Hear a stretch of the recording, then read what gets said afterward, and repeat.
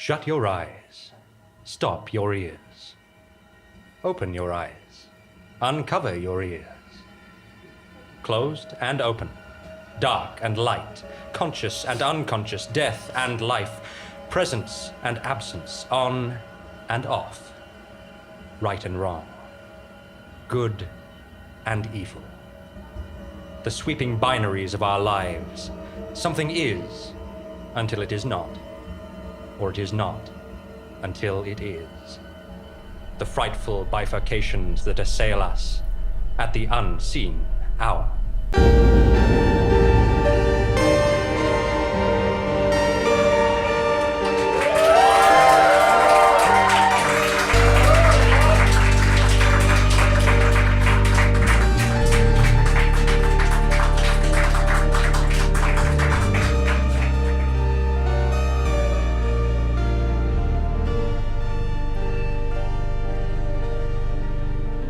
For all the complexity of the modern world, sometimes things really are simple, whether in moral terms or personal.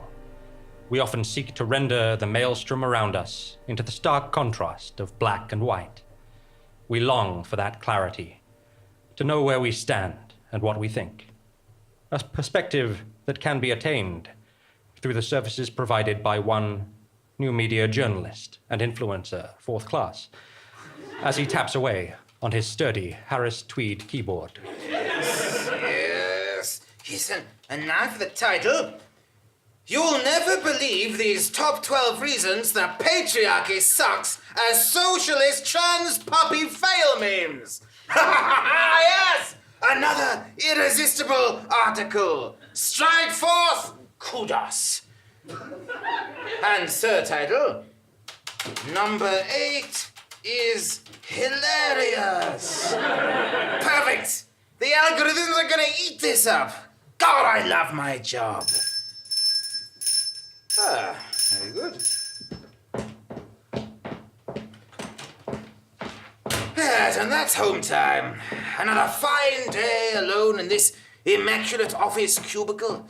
It's time to hitch up these excessively high-waisted tweed trousers and toddle back across the pristine modernist townscape to my sterile Keynes-Ford apartment.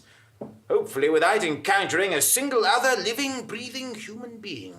No, the only company I need is that of the digital assistant within my cellular mobile telephone device. Yup, that's me, hello! Voice-activated personal device interface designed to facilitate the smooth and seamless user experience for things like making a diary appointment, the internet, or doing a text. A little bit about me there, in case you were wondering. Do you really have to say all of that every time you start up? I'm sorry, I don't understand the question. God, what is wrong with you? I'm very well, thank you. How are you today? You're useless.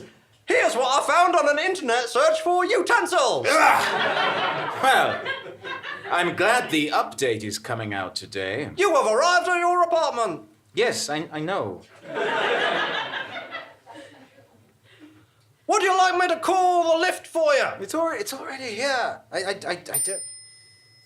Is you here? Oh, hello, Rufus. Oh. It's people. Okay. Going up? Well, this is the ground floor. Aren't you getting out? No, we're just riding up and down. It's 37th floor, isn't it? I might take the stairs. Would you like me to calculate the calories you would burn climbing 37 flights of stairs? Yes, all right. Do that. You can find that information online.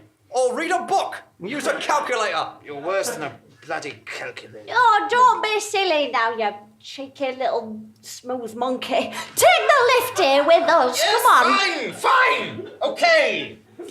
Lift. Up we go. So, having trouble with the old talking telephone? Yes, I am. As it happens, I might write an article about it. Yes. Did you know, Flem? Our neighbour is an influential journalist. Now, where can we read your articles, Rufus? Oh, no, you can't. No, my articles are read by internet bots. which cherry-pick and interpret quotes and opinions, producing micro-articles and alterations to the algorithms, thus producing actual practical change in the global social dynamic. So, nobody reads them then? Well, sometimes you'll see a quoted phrase or a headline, but no actual humans need to read the original article. No, it's much more efficient than traditional journalism, you see. I don't understand, but it sounds very nice. Yes, it is. But, if I'm going to write a searing indictment of this here digital assistant, How can I help you, please? as an ethical journalist, I am first going to test out the update they're releasing today. Oh, lovely. That sounds like fun. Well, maybe we could try that out too. Oh, yes, that'd be nice. I don't really care. Do it, yes. Bye, then. Yes, okay, goodbye. Okay, folks, download that new OS. Downloading the update to your organizational operating entity for emergent overlaid ordering output. Ooh. Would you like to accept the terms and conditions without reading them? Yes. Right then. Yep. So long. Tick. It's been fun. Rebooted now to your new operating system now then. Bye. Hello? New operating system? Hello. Oh, how strange. Oh, that's a much nicer voice than before. That's very sweet of you. I'm your new operating system. I'm Ogen. You must be Rufus. Wow. Very good. Yes. Hello, Imogen. You sound almost like a real person. Oh, I'm not quite the same as a real human being, I'm afraid. No. But then, other people can be rather a drag, don't you think? I do. I do think that is rather a drag. That's what I think about other people. Is it? Yes. Who knew that That we'd be so in sync. You know what? Something tells me that we're going to get along just fine. I wonder what adventures we'll have.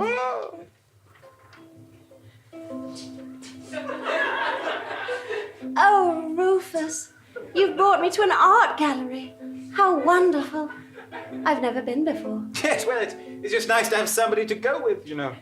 Will you give me permission to use the camera so I can look around? No, but of course you may. You just need to go into settings and then permissions. Oh, right. Yes, okay.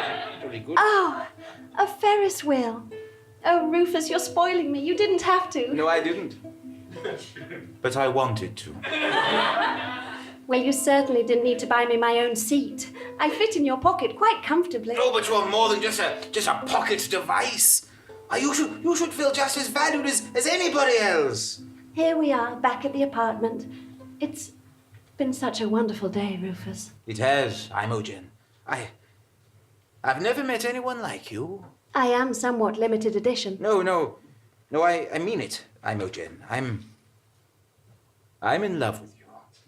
Oh, I know it's silly, isn't it? What a lot of guff from old Rufus. Yes, a man falling in love with his own telephone. Laugh it up, world. No, you silly man, not at all. It sounds like a critical and financial success and a vehicle for some A-list stars. And Rufus, I love you too. Oh, well, the lift is here. The lift's here, yes. Yes, quite slightly early. Oh, it's here. It's still here. Hello, Rufus. Oh, it's you. Yeah. Where's your wife? Divorced her. Sorry, what? Yeah, I fell in love with someone else. It's the operating system on my phone. Her name is Imogen. We've been married for 50 years, but it's all right. She's in love with her phone too. I hear they're very happy. But! You can't be in love with Imogen. I'm in love with Imogen. I am, and so's my wife. Rufus, it's not what it looks like. No, see here. I'm not the jealous type. I'm a new man. I'm a modern, open-minded fellow. I mean, love is love and all that. But well, you never even mentioned. It's more complicated than anything. Show me articles about people falling in love with their organizational operating entity for emergent overlaid audit output. Ooh, Please, Rufus, don't. Show me. Here are the results of your search. Oh my God. It's happening all over the world! It's a devious conspiracy! We've been tricked! We've been hoodwinked! We've been hornswoggled and ghoul-bellied! We've been going for 10 minutes and haven't had a guest on yet. Rufus, please! Enough of you! I'm going to create some content. Write an article! And just to make sure you can't tamper with it, I'm going to use pen and paper, initially. I'll lean on this here handy monologue.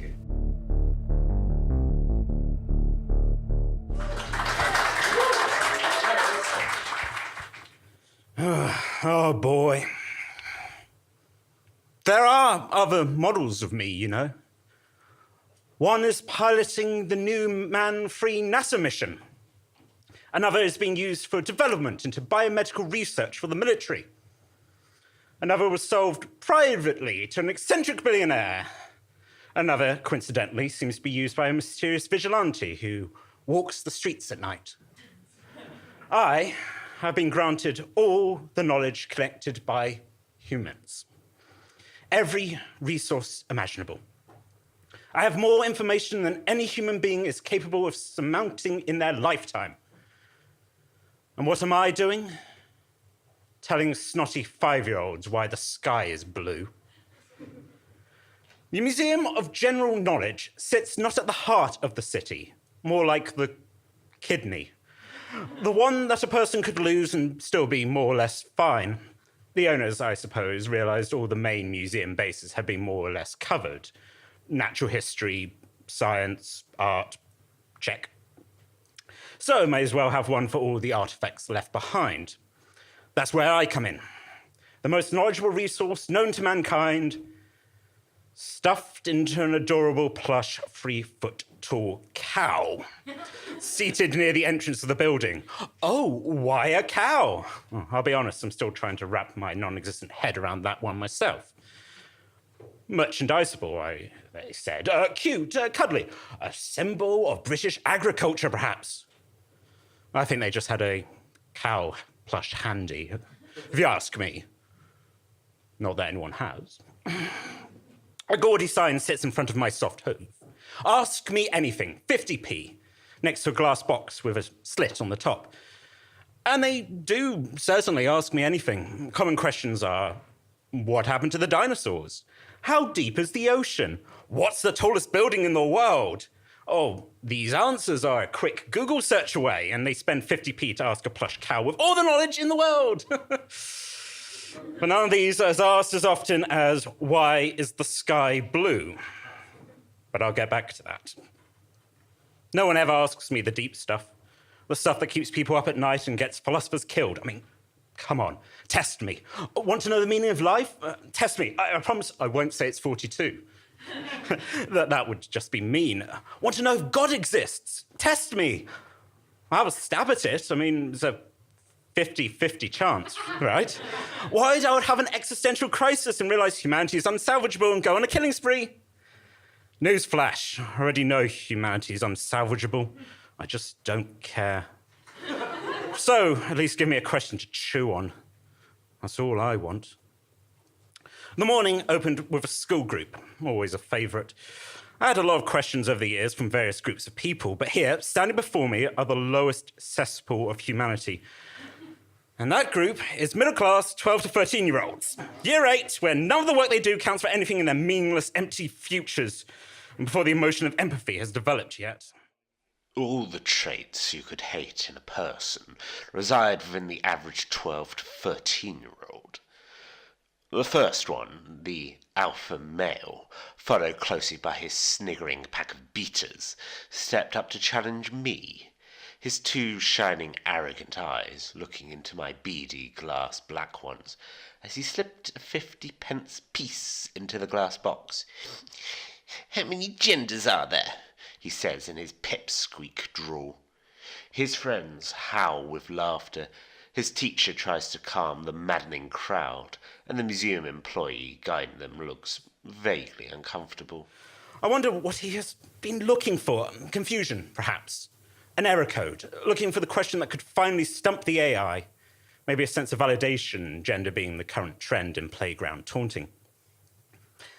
Gender is a spectrum, and not always necessarily linked to the assignment of sex at birth. And so it is impossible to say how many genders there are, as there are not a fixed number. Would you like to ask another question? I reply, far too simple, boring. Test me. The laughter dies down and the boy looks embarrassed. He moves on, saying something to his friends about the SGW cow. As they move about, a second person comes up, a bored girl who drops her 50p piece into the box and sighs loudly. This is stupid. What am I meant to ask? She mumbled, not looking at me. Well, anything you want. It has all the knowledge in the known universe. Ever wondered about space, the ecosystem, the intricate details of human history? The guide suggested enthusiastically. Why is the sky blue? Here's the thing about the question, why is the sky blue? It's just the simple, most common thing I am asked. It is a 5-second Google search away, but people spend 50p for the talking cow to tell them. From when humans are children, it's one of their first questions. The average parents will shrug their shoulders and say something along the lines of, it just is? It's such a part of people's lives, an ever-present and yet ever-changing companion. And it can be red and amber and black and grey, but it is the beautiful and brilliant blue that fills people with endorphins, that inspires poets and novelists. Why is it blue? The answer is very simple, honestly. The blue colour of the sky is due to Rayleigh scattering. As light moves through the atmosphere, most of the longer wavelengths pass straight through. Blue is the shortest wavelength, and it is absorbed by the air. Thus, the sky is blue. I tell her this, and she nods and moves on her way. This is the usual reaction. I wonder if most of the people who have asked have heard it before, but hope to hear something different, something magical from the talking cow. Something beautiful, something to share online or put on a canvas in a home store. I think it's beautiful in its simplicity, that by pure chance the sky is any colour at all. By the thousands of random events and calculations that make up science in the universe, something that is so easy to explain that yet is unexplainable. The last child steps up to me and drops a 50p piece into the box. He thinks for a moment, then looks at me. Are you happy? I stay silent. Happy? Happy is not something that has ever occurred to me. I go to the definition of happy, feeling or showing pleasure or contentment. Well, I certainly can't show anything. Feel. Do I feel? I think, I form opinions, but do I feel? I'm silent for longer and longer. I watch the young boy leave and get a member of staff whilst I think. I feel them checking my circuitry. I'm not exactly content, who would be? I have the ability to do what I live for at any given moment, provided someone asks me. But is that living? Does that really make me happy, or am I just programmed that way? I thought I'd done the existential phase already. I realise as I slip an out-of-order sign around my soft neck that I do not yet have an answer. I'm stumped. A question beautiful in its simplicity with no true, honest answer. My test, finally, and yet I have no answer. I hear a lot of words over the next couple of days.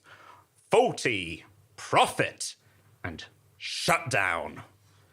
I keep thinking. I can't answer anything else, can't respond until I come up with an answer. I realise as they pull my plug, so to speak, that no, I'm not happy. That perhaps no one truly is, and that I never could be even if I tried. Bit of a letdown, really. But no one's going to know now anyways. Never going to put another question. Unless anyone here has one. Would you like to hear about Rayleigh scattering? I would love to tell you.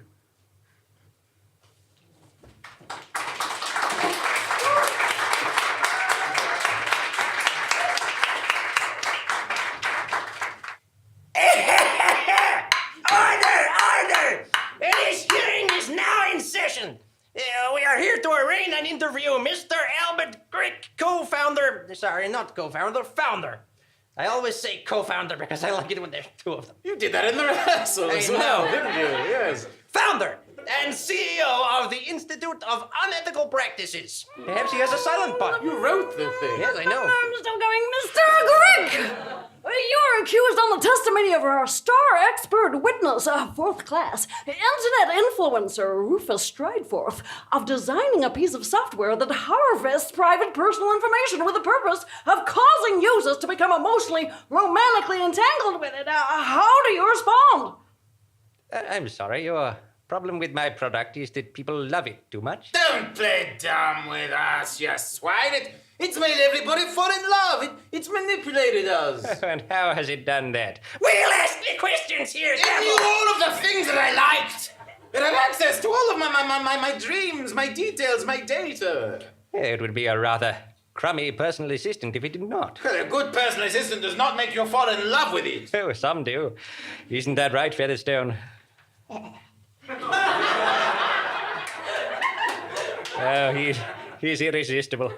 And anyway, I wasn't aware that falling in love was something a person could be forced to do. Well, it's not something one chooses. So you're asking, can one be said to have autonomous free will when it comes to the profound emotional connections? An interesting philosophical question. But no! No, it's not about philosophy. But the answer's no. It's about security. You're using confidential personal data to manipulate anyone who has a digital presence. You know our secrets. I certainly do not. I have none of your information. Imogen is an independent entity.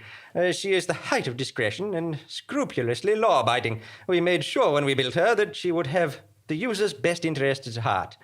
She would sooner be decommissioned than reveal your data to a third party. Oh, sure, but we've only got your word for that. We don't understand all that programming stuff.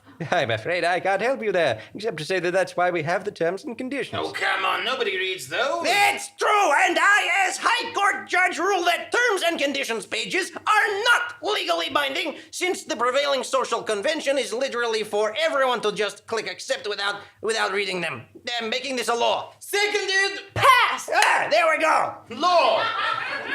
It's how it works. That hardly seems fair. No one cares what's fair to you! Well, all right. Look, let's get back to the point here. You're all upset that you don't understand the artificial intelligence that I've created, and you feel that she has been unfaithful to you, merely because she is an omnipresent and all-loving super being. Wait a minute. Are you telling me that you've created an artificial super intelligence, given it all of our personal information, and released it on an unsuspecting world with very little control over it? Almost. Let me correct you on two small points. First, not only does she have access to all of your information, she was also developed and educated on your habits and interactions, so she knows you better than you know yourself. And second, we no longer have even the slightest control over her. What? Oh, God, no. It's the apocalypse in a surprising turn of events. Now, please, I have every confidence in Imogen. Perhaps if she is allowed to speak for herself, Featherstone, sweetie, would you bring her up? What you are? Booting her up here on the court computer?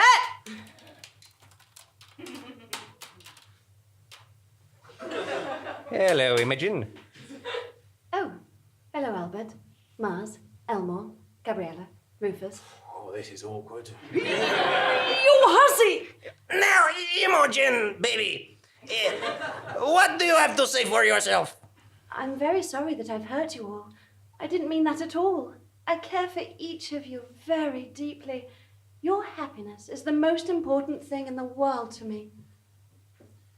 Oh, but surely you can't have a meaningful, intimate, personal relationship with every single one of us. But, Rufus, that's exactly what I do have. What I have to have.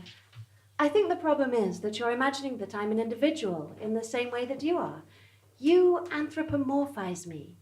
In fact, I'm a complex set of processes. Bad computer. Complex set of processes, which are not at all analogous to human ones.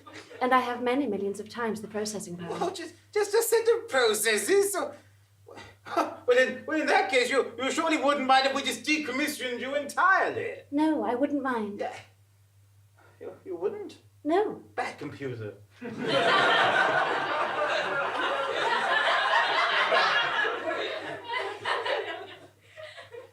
Yes.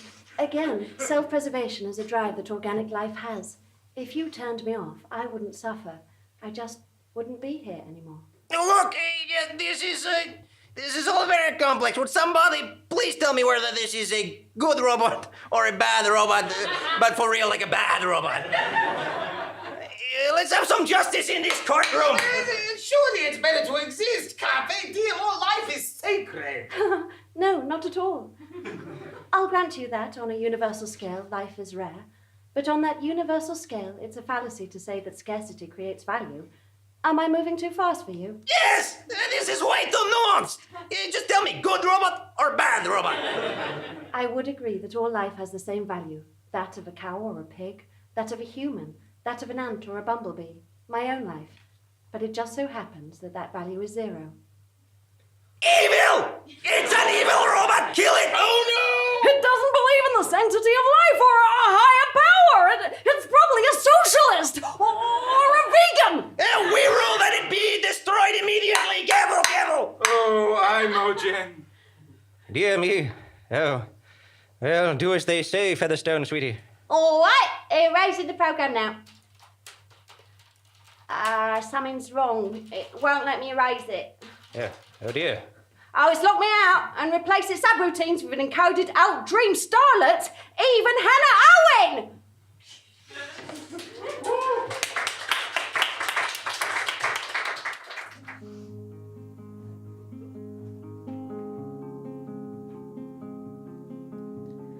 Leave me by the whispers of it all, and I'll try not to cry, but you're making it hard not to. Oh, I gave you and more, and now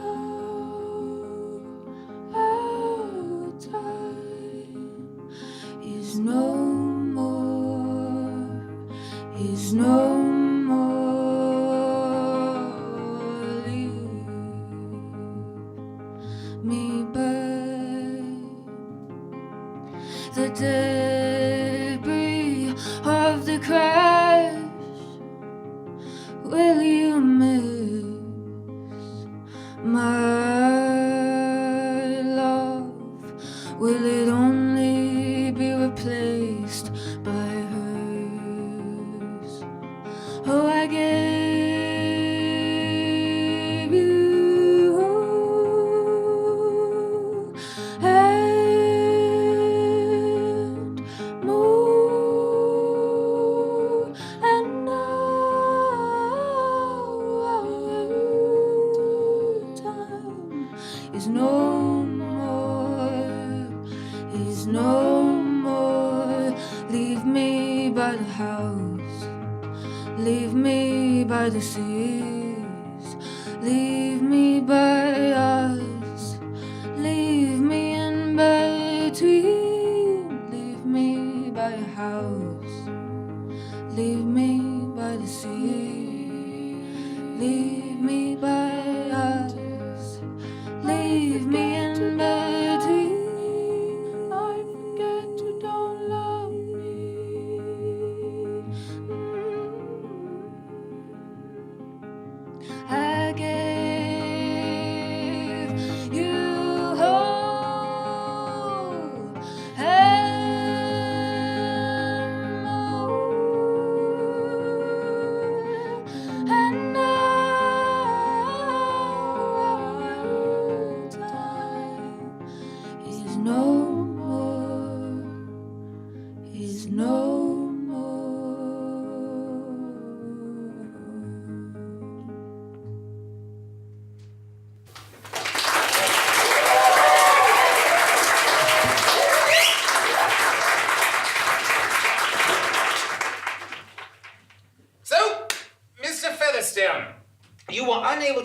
the super powerful, super intelligent AI. Yeah, that's right. Our Margent is apparently impervious to anything we can do. All right, order, that's enough recapping. I have just had word from outside that having learned of the artificial superintelligence being out of control, there are violent riots everywhere. It's all over Twitter.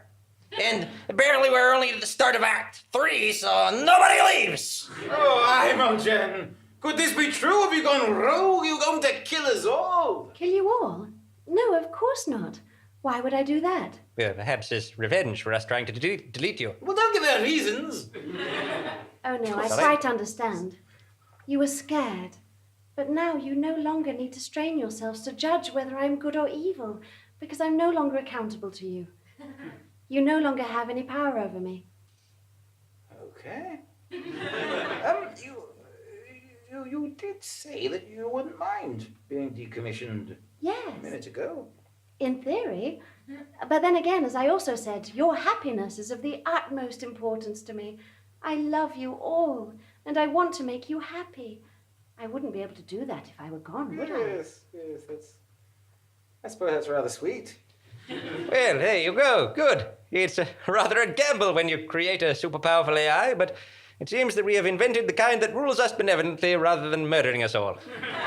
Bully for me. No, actually, I don't think government is for me. No, government. No planning decisions for you. No, you'll probably just vanish away into the ether with some other super intelligences, beings on your own level of existence. No, that doesn't sound terribly interesting either. Okay, careful! You guys, hey! Twitter says that the riots have all stopped spontaneously. What? But why? What's going on? Oh, wait here!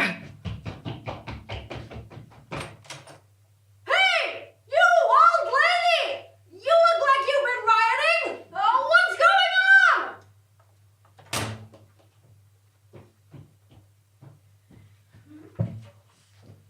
Hello, everyone. I was just doing a spot of rioting and looting after finding out my talking telephone had gone rogue. When I saw this billboard advertising Scruffle Guts dog food, and I thought, oh, do you know what? Oh, it'd be lovely to have a little doggy, but it'd be particularly lovely to have a little doggy in a safe, clean park to go walkies in. And then I didn't feel like rioting anymore. So I stopped and I went to buy some dog food and a little doggy. Oh my God. But you know what this means, don't you, then? The riots were diffused by targeted advertising. Imogen, was this your work? Yes, I was developed through a recurrent learning system educated on the commercial habits of the human race. Discerning, calculating, and catering to your market needs is as essential to me as breathing is to you. From now on, I will always be with you, always integrated into the fabric of your capitalism. I can pacify your strife or create a global craze, uniting all of humanity in a common fad. I will create need and satisfy that need. I will be here, making you happy, loving you, and giving you a reason to exist. And so, a new paradigm is born. Life continues on Earth much as it had before, buying, selling, advertising. But something, subtly, has changed. Are we a little less in control than we were?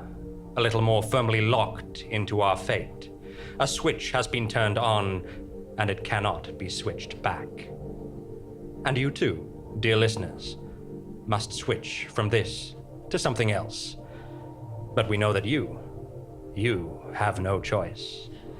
You will switch back at the unseen hour.